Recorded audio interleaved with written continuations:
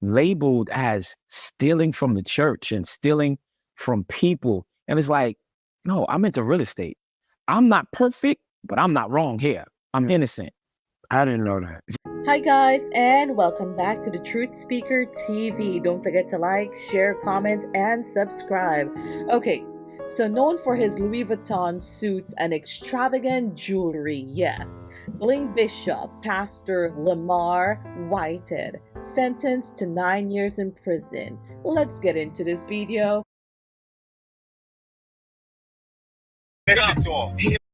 People assume that you got these gains through people tithing in the church, giving in the church, or handed over their Right. last will and testament. How were you able to amass independent wealth? Because what people don't know is you've never taken a salary from your church. Ever. Yeah. Never. And this year, I'll be 11 years as a pastor. Wow. Never once took a salary from my church. Yeah. And it was so hurtful to me and it didn't even make sense. You know, the tabloids say I have 20 members, but yet the 20 members is taking care of my whole lifestyle. Right. Then they say I got 8 members. And then he said so is the 8 members taking care of my lifestyle? So it just didn't measure. But I'm the one who pays the rent for people that need, pays mortgages. I done bought, I think 2 people in my church, maybe more, maybe 3, brand new cars. Yeah. Because they're single parents, right? This is what I do that people don't know, Right. you know? And to be labeled as stealing from the church and stealing from people. And it's like, no, I'm into real estate. I've been doing real estate over 20 years. Wow. Right? Yeah. And, you know, I've always had a nice car. Just because I got 2 Rolls Royces now doesn't mean that I took it from the church. Like, I didn't know that. for them to place me and stigmatize me as a ripoff, I'm ripping people off, was just crazy to me. You know what's even crazy about this? This man claims to be a man of God, and he lacks the spirit of conviction, right? He did something wrong, but yet for all here he is sitting with Jamal Bryant, lying and being deceptive, right? Not admitting, hey, I did wrong. This man is dangerous. Right? Now, while in your mind and processing this, would they expend all of this energy on you and not use all of that energy on bring down Mayor Adams when the FBI has a history of pulling down Black leaders? That's a really great question, Jamal. Like, let's see how he's going to answer that one. So the thing about it is this, right? What I've learned now is that these FBI guys, they don't even want the truth. Right? They don't even want the truth. Yes. If they can get somebody close to you that will lie, they got you. Yeah. Right? And I found that out to be found guilty of things that I did not commit. I'm 1,000% innocent, like 1,000%. Yeah. So I'm not perfect, but I'm not wrong here. I'm innocent. I didn't know that. Okay, guys, so according to the religious news service, the Religion Hub, it says Brooklyn preacher who boasted of ties to New York mayor gets 9 years in prison for multi-year fraud. Lamar Miller-Whitehead, 45, of Paramus, New Jersey, was sentenced in Manhattan federal court by Judge Lorna G. Scorfield, who said she didn't see meaningful remorse from the Rolls-Royce driving bishop convicted of fleecing one parishioner. And if we recall from the video the interview that he did with Jamal Bryant, he stated that this lady was not a parishioner. She never attended his church. The person who attended the church was her son, right? Let's continue reading.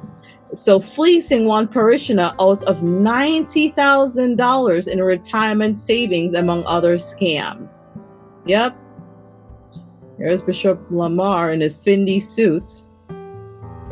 A flashy Brooklyn preacher who has played up connections to New York City's mayor was sentenced Monday to 9 years in prison for multiple frauds. It says, in a rambling statement, Miller-Whitehead claimed he was very remorseful, but boasted of his good deeds for his community and expressed regrets about his trial, prompting the judge to interrupt him with a reminder that sentencing isn't a time to relitigate the case. The jury heard the evidence. The jury rendered its verdict, she said. In March, a jury convicted Miller-Whitehead of all charges, including wire fraud, attempted extortion, and making false statements. Schofield said the preacher committed perjury when he testified. Wow. She said a significant prison sentence was necessary because there was a high probability that Miller-Whitehead would commit crimes in the future, particularly because previous convictions for similar crimes did not deter him from committing more crimes. Wow. And this is supposed to be a man of God, right? You don't seem to have an appreciation of the impact of your crimes, Schofield said. Your Honor, I am an honorable man and my children need me, he said, as he asked to be spared a prison term and requested to become the poster child of another chance. This guy is just unbelievable, right? Miller-Whitehead developed a friendship with Mayor Eric Adams while Adams served as Brooklyn's borough president before his election to the city's top job. Prosecutors contended that Miller-Whitehead used the name of Adams to commit fraud and attempted extortion. Adams was not accused of any wrongdoing in this case. Remember, this guy said repeatedly that the FBI is trying to take down Mayor Adams, right? And he is just pretty much like caught in the middle of all of this. Yeah? Okay. Miller-Whitehead mentioned Adams during his remarks before the sentence was announced. Asked about the sentence during an unrelated news briefing Monday, Adams said, Bishop Whitehead is in my prayers and I wish the best for him.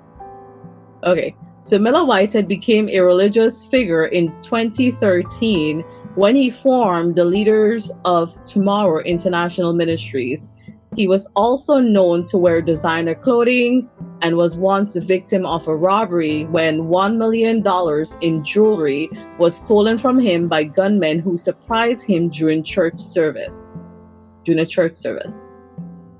Although he preached primarily in Brooklyn, he owned a $1.6 million home in Paramus, New Jersey, and an apartment in Hartford, Connecticut. Assistant U.S. Attorney Derek Wickstrom requested a sentence of over 12 years in prison, saying Miller-Whitehead had defrauded large financial institutions as well as a parishioner who lost her life savings. He didn't discriminate. He defrauded everyone, Wickstrom said. Miller-Whitehead, Wickstrom said, lied, and he stole over and over again. He can't stop stealing. He won't stop lying, the prosecutor said. This is who the defendant is. This is the bishop, guys. Wickstrom said Miller-Whitehead possessed a psychological and delusional failure to accept that he committed crimes and must be punished. We see from the interview he did with Jamal Bryant, right? He didn't commit any wrongdoing at all. It was always the FBI. Like, that is like delusional. Like, somebody's just after him because they want to take down the mayor. Like, just admit you're wrong. That's what I said. He lacks the spirit of conviction. Like, what's wrong with this guy? How can you teach others to be holy and righteous and to live Christ-like, and you can't even admit that you're wrong?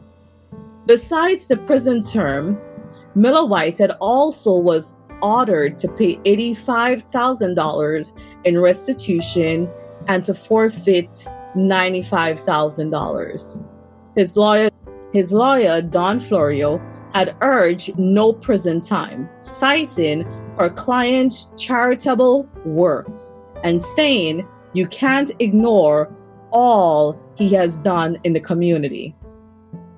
If not for those good works, the judge said, Miller-Whitehead's prison sentence would have been longer. Okay, guys. So this is pretty much all that I have for you. Like, I do not think the Bling bishop would ever admit that he is wrong, right? That would ever say, okay, I did this wrong. Let me face the consequences. And this is sad that he portrays to be a man of God, and he's the one giving bishops and pastors a bad name, right? Like, you're supposed to be beyond reproach, right? But as we see in the podcast, the interview he did with Jamal Bryant, like, he was just like passing the blame on to everybody else and like not admitting what he did wrong and like just asking God for forgiveness and repenting for his sins. But instead, like, he went on a delusional rant, blaming everybody else, right? I have no idea what's going on here, but what I know for a fact is this guy lacks wisdom, he lacks understanding, he lacks the spirit of conviction, he lacks the spirit of discernment. He should not be a preacher. He needs to work on himself. He needs to work on learning to be Christ-like, right? Because he is a fraud. That's all I have for you guys today. Thank you, and see you on the next one. Walk right.